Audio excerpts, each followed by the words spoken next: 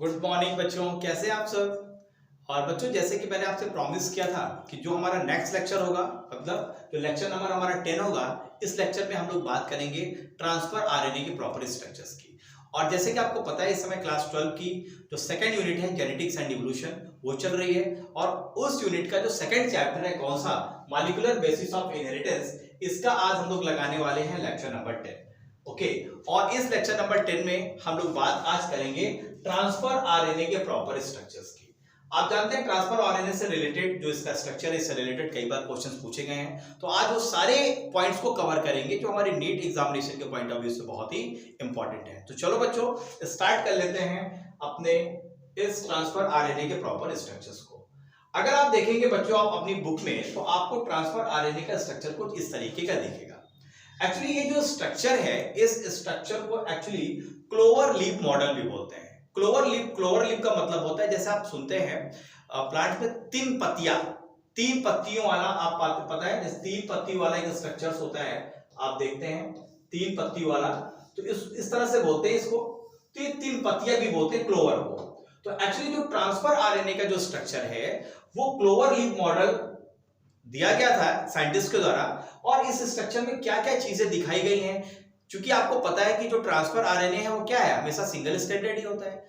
और यहां पर आप क्या देख रहे हैं कि यहां से स्टार्टिंग हो रही है 3 प्राइम से, और फाइनली ये देखिए लूप बनाते हुए फाइनली ये इसकी आर में है, और लास्ट में 5 प्राइम पे आके फिनिश होता है। तो है तो ये सिंगल स्ट्रैंडेड ही, लेकिन आप बीच में देख रहे हैं इसमें बॉन्ड भी है, बीच में हाइड्रोजन बॉन्ड भी है, और लूप पे आप देख रहे हैं कि यहां पर हाइड्रोजन बॉन्ड नहीं है। ऐसा क्यों है? तो बहुत सारे फैक्ट हैं जो आज हम लोगों को ट्रांसफर आरएनए से रिलेटेड जो स्ट्रक्चर है उसके बारे में समझना है। तो पहला पॉइंट क्या कहता है? पहला पॉइंट ये कहता है कि जो साइंटिस्ट है जिसका नाम है होली, और पता है आपको होली आने भी वाली है, कल होली है, तो इससे आपको याद रखिएगा कि होली ने सबसे पहले ट्रांसफर आरएनए के स्ट्रक्चर्स को समझाने के लिए जो मॉडल दिया, उस मॉडल का नाम है क्लोवर लीफ मॉडल। यस, तो क्लोवर लीफ मॉडल में उन्होंने कौन कौन से पॉइंट्स बताए हैं कि ट्रांसफर आरएनए का स्ट्रक्चर कैसा होता है, इसे ही हमें आज के सेशन में समझना है। सेकंड पॉइंट क्या कह रहा है? सेकंड पॉइंट कह रहा है कि अगर आप क्लोवर लीफ मॉडल देखेंगे तो एक्चुअली ये जो स्ट्रक्चर आप देख रहे हैं बेटा, ये जो स्ट्रक्चर है ये 3 डायमेंशनल स्ट्रक्चर दिखाया गया है। तो अगर कोई आपसे पूछे कि भाई जो क्लोवर लीफ मॉडल जो स्ट्रक्चर है वो ट्रांसफर आरएनए का 3 डायमेंशनल स्ट्रक्चर है या 2 डायमेंशनल स्ट्रक्चर है, तो याद रखिएगा जो क्लोवर लीफ मॉडल है वो 3 डायमेंशनल स्ट्रक्चर है, जबकि अगर आप देखेंगे इसको दूसरे में तो आपको 2 डायमेंशनल मिलेगा। कैसे, जरा मैं इसको आपको एक्सप्लेन करता हूं। पहली चीज तो आपको यह समझना है कि ये कैसा स्ट्रक्चर है, क्लोवर लीफ मॉडल वाला 3 डायमेंशनल स्ट्रक्चर है। यस, और लेकिन ये दिखेगा कैसा? ये दिखेगा आपको L shaped. Next point, transfer RNA में अगर आप इसका एक्चुअल स्ट्रक्चर देखोगे ट्रांसफर आरएनए का, तो ट्रांसफर आरएनए कैसा होता है? एक कंपैक्ट मॉलिक्यूल है जो कि आपको कैसा दिखेगा? जैसे इन्वर्टेड एल। एल को अगर आप उल्टा कर दो तो इन्वर्टेड एल जैसे आपको एक ट्रांसफर आरएनए का स्ट्रक्चर दिखेगा। ठीक है, चलिए नेक्स्ट पॉइंट की ओर बढ़ते हैं। नेक्स्ट पॉइंट क्या कह रहा है कि जो मॉलिक्यूल है ट्रांसफर आरएनए का वो कैसा होता है? सिंगल स्ट्रैंडेड होता है। मैंने क्या बताया? ट्रांसफर आरएनए का मॉलिक्यूल क्या सिंगल स्ट्रैंडेड है, 3 प्राइम से स्टार्ट हो रहा है, और देखो यहां पर बीच में लूप बना रहा है, फिर ये फिर देखो आर बन रही है, ये फिर ये और फाइनली 5 प्राइम एंड पे खत्म हुआ। तो है तो ये सिंगल स्ट्रैंडेड, पहली चीज। लेकिन बीच बीच में आपको यहां पर हाइड्रोजन बॉन्ड दिख रहे हैं, जरा इसकी भी कहानी हम समझते हैं कि यहां पर हाइड्रोजन बॉन्ड क्यों दिख रहे हैं और यहां पर क्यों नहीं दिख रहे हैं। चलो नेक्स्ट पॉइंट की ओर बढ़ते हैं। नेक्स्ट पॉइंट क्या कह रहा है कि जो आप देखेंगे कि ट्रांसफर आरएनए में ये जो यहां से स्टार्टिंग होती है 3 प्राइम एंड, मतलब 3 प्राइम जहां पर है वहां से जो स्टार्टिंग होती है, आप यहां पर देख रहे हो बेटा 3 न्यूक्लियोटाइड्स लगे हुए हैं ACC। तो इसको याद करने का तरीका क्या है कि जब भी क्लोवर लीफ ऑफ मॉडल देखेंगे तो आपको यहां पर ACC सीमेंट लगी होगी। सुना है ना ACC सीमेंट के बारे में? यस, तो वो 3 प्राइम एंड पे लगा होगा, और इस एंड को हम बोलते हैं एक्सेप्टर स्टेम। ये जो स्टेम है इसको बोलते हैं एक्सेप्टर, ये कह लीजिए रिसेप्टर। और यहीं पर आके जो अमाइनो एसिड है वो बेटा इसी रिसेप्टर या एक्सेप्टर एंड पे आके जुड़ता है। तो इसका पहचान क्या है? ये पहचान ये है एक्सेप्टर स्टेम की कि इसमें जो 3 न्यूक्लियोटाइड है वो क्रम से लगे होंगे ए, सी और सी। ठीक है बच्चों, चलिए तो आप देखिए 3 न्यूक्लियोटाइड्स एक पर्टिकुलर सीक्वेंस में देखने को मिलते हैं 3 प्राइम एंड पे यस ट्रांसफर आरएनए के, और ये जो सीक्वेंस है वो क्या है? ACC, और अगर नीचे से देखेंगे तो क्या है? CCA। क्लियर है? तो हमको पढ़ना वैसे किधर से? नीचे से, CC और A। क्लियर है? लेकिन ऊपर से अगर देखेंगे तो ACC। क्लियर है बच्चों? चलो नेक्स्ट पॉइंट देखते हैं। नेक्स्ट पॉइंट कहता है कि जितने भी ट्रांसफर आरएनए के जो 5 प्राइम एंड होगा, ये क्या कह रहा है? इसके सभी 5 प्राइम एंड के लास्ट में आपको ग्वानिन देखने को मिलेगा। मतलब यहां पर आपको हमेशा क्या देखने को मिलेगा? जी देखने को मिलेगा, और यहां पर क्या देखने को मिलेगा? ACC देखने को मिलेगा। तो ये पहचान है 3 प्राइम एंड की और 5 प्राइम एंड की, तो इसको याद रखिएगा, बहुत इंपॉर्टेंट है आपकी नीट एग्जामिनेशन के पॉइंट ऑफ व्यू से।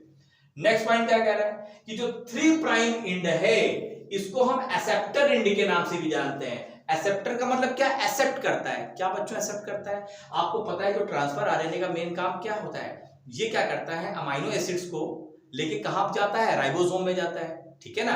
तो ये जो राइबोसोम में जाता है वहां पर जाकर अटैच होता है। तो यहां पर जो एक्सेप्टर स्टेम है वो 3 प्राइम एंड को ही माना जाता है। ठीक है? तो 3 prime end is known as acceptor end. Next point की ओर बढ़ते हैं।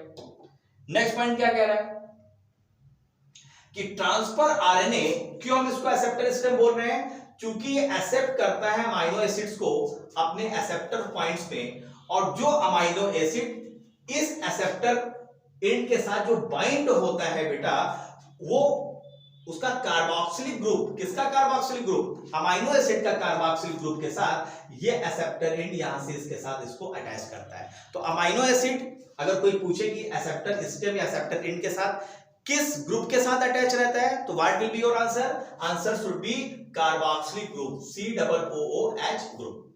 ठीक है? नेक्स्ट पॉइंट देखते हैं। नेक्स्ट पॉइंट क्या कह रहा है?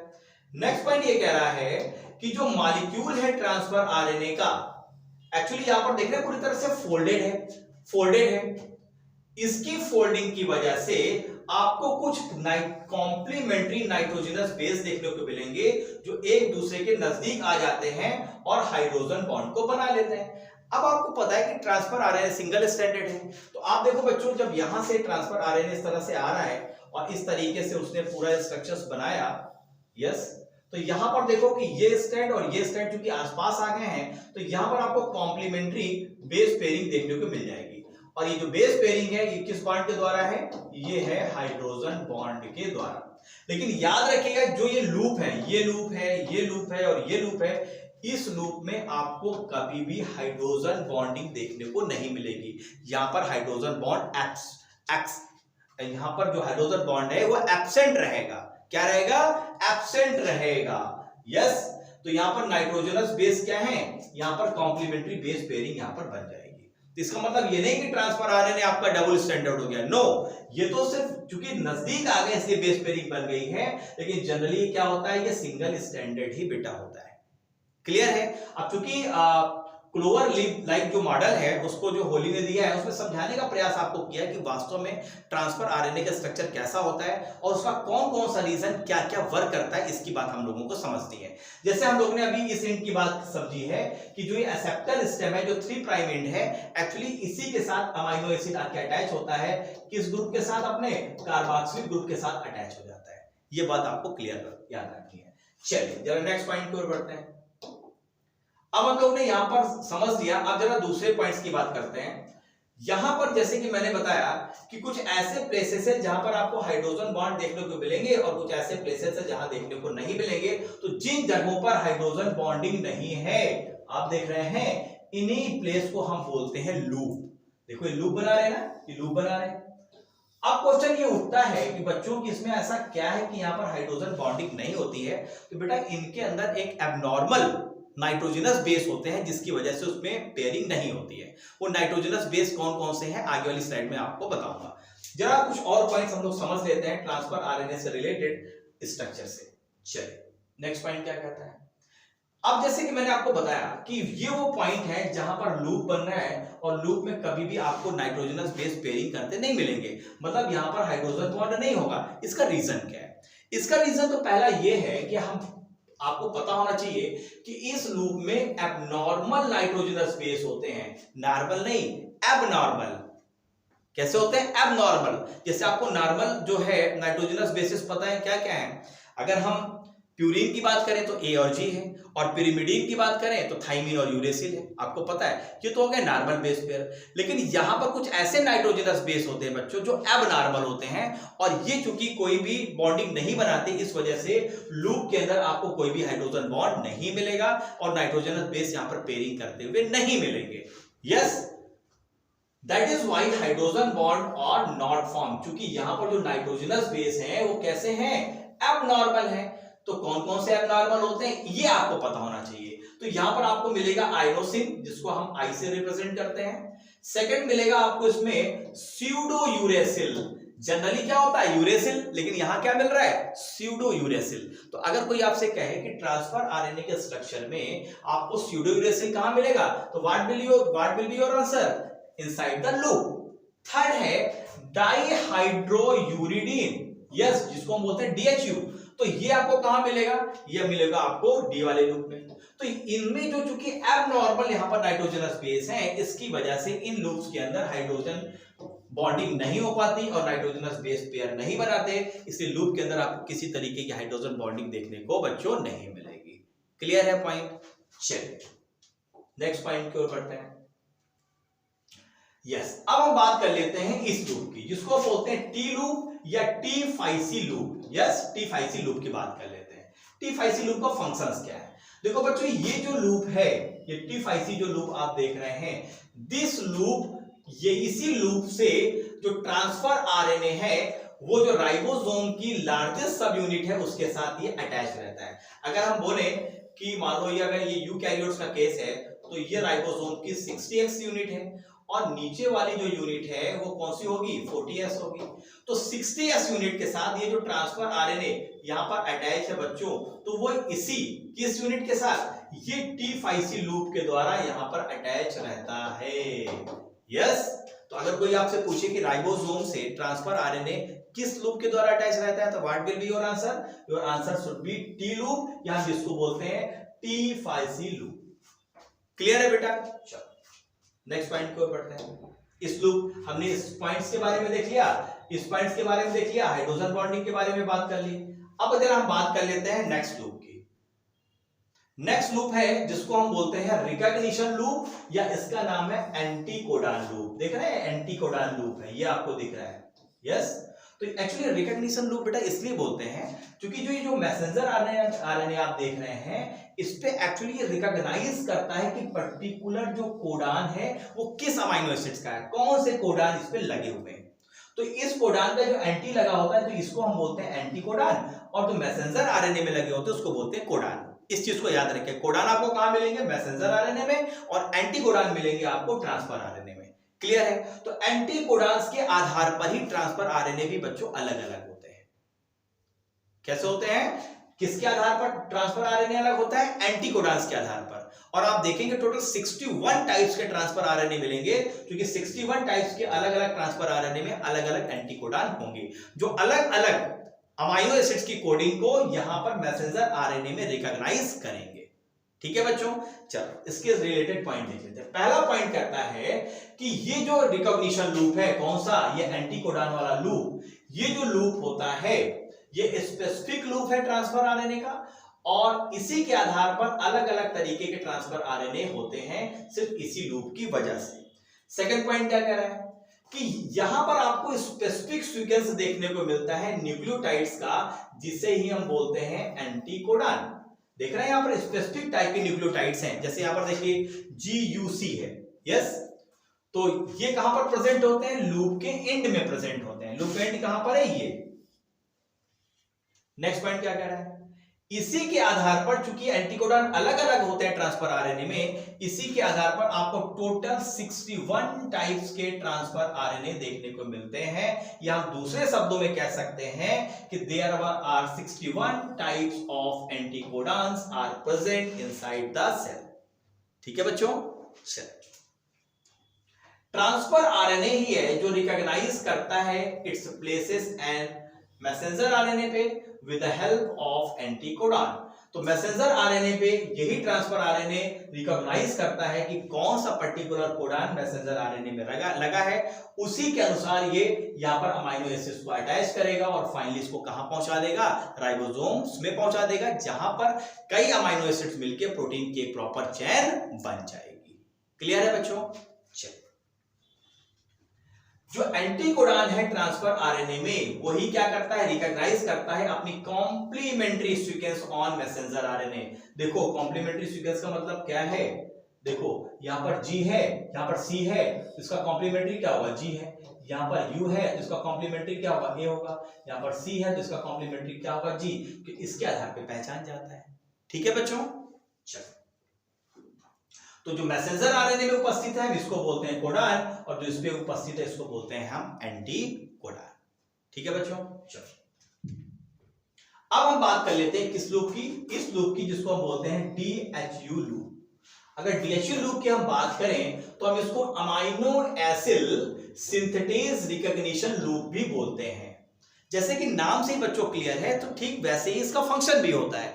क्या ये रिकॉग्नाइज करता है, एक्चुअली इसका जो फंक्शन है ये एक specific amino acid synthetase enzyme होता है बच्चों, उसको ये रिकॉग्नाइज करता है।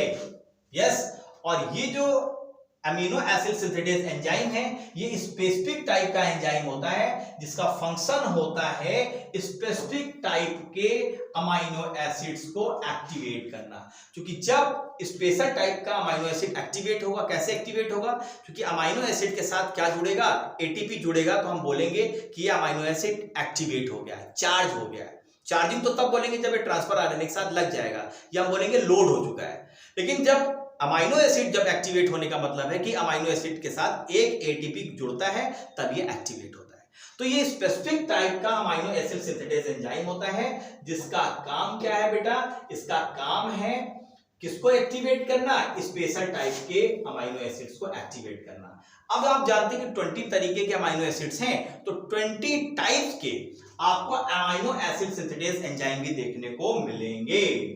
यस, क्या कर रहा है, और जब ये एक्टिवेशन हो जाता है किसका, अमाइनो एसिड्स का, तो ये एंजाइम अटैचेस करता है अमाइनो एसिड्स को 3 प्राइम एंड जो है ट्रांसफर आरएनए का, ये जो 3 प्राइम एंड है इसके साथ यहां पर अमाइनो एसिड को उसके कार्बोक्सिलिक ग्रुप के साथ अटैच कर देता है। तो अमाइनो एसिड सिंथेटेज का अगर डायरेक्ट कोई आपसे फंक्शन पूछे तो काम क्या है बेटा, अमाइनो एसिड सिंथेटेज का फंक्शन है अमाइनो एसिड को एक्टिवेट करना और उसको 3 प्राइम एंड के साथ अटैच करा देना। लेकिन ये जो डी लूप है इसका फंक्शंस क्या है, तो ये अमाइनो एसिड सिंथेटेज एंजाइम को रिकॉग्नाइज करता है। क्लियर है बच्चों, तो ये माइंड में आपको रखना है। लास्ट पॉइंट क्या कर रहा है कि चूंकि 20 टाइप्स के एंजाइम्स होते हैं फॉर 20 टाइप्स के अमाइनो एसिड, क्योंकि आपको पता है 20 तरीके के अमाइनो एसिड से मिलकर डिफरेंट प्रोटीन्स की चेन बनाते हैं, तो 20 तरीके की ही आपको अमाइनो एसिड सिंथेटेज एंजाइम आपको सेल के अंदर देखने को मिलेंगे। तो इस तरीके से बच्चों हम लोगों ने ट्रांसफर आरएनए से रिलेटेड हर एक उस पॉइंट्स को कवर किया जो हमारे नीट एग्जामिनेशन के पॉइंट ऑफ व्यू से बहुत ही इंपॉर्टेंट है। तो बच्चों अगर ये लेक्चर आपको अच्छा लगा है और लगातार आप ऐसे ही मेरे लेक्चर अटेंड करना चाहते हैं तो जल्दी से हमारे लर्निंग ऐप को डाउनलोड कर लीजिए। गूगल प्ले स्टोर में जाइए, लर्निंग ऐप को डाउनलोड करिए। लर्निंग ऐप है हमारा DNC My Education Cabin Media, आप डायरेक्ट वहां से इसको डाउनलोड करिए। और अगर ये लेक्चर अभी आप यूट्यूब पे देख रहे हैं तो यस, अभी के अभी चैनल को सब्सक्राइब कर लीजिए, बेल आइकन को जरूर प्रेस कर लीजिए, जिससे आने वाले समय में आपको टाइम से नोटिफिकेशन मिलते रहे। और अगर ये लेक्चर आपको अच्छा लगा तो लाइक करिए, शेयर करिए। मिलते हैं नेक्स्ट सेशन में एक नए ब्यूटीफुल कॉन्सेप्ट के साथ और बहुत ही जबरदस्त एनर्जी के साथ। तब तक के लिए thank you very much, bye bye, see you, thank you.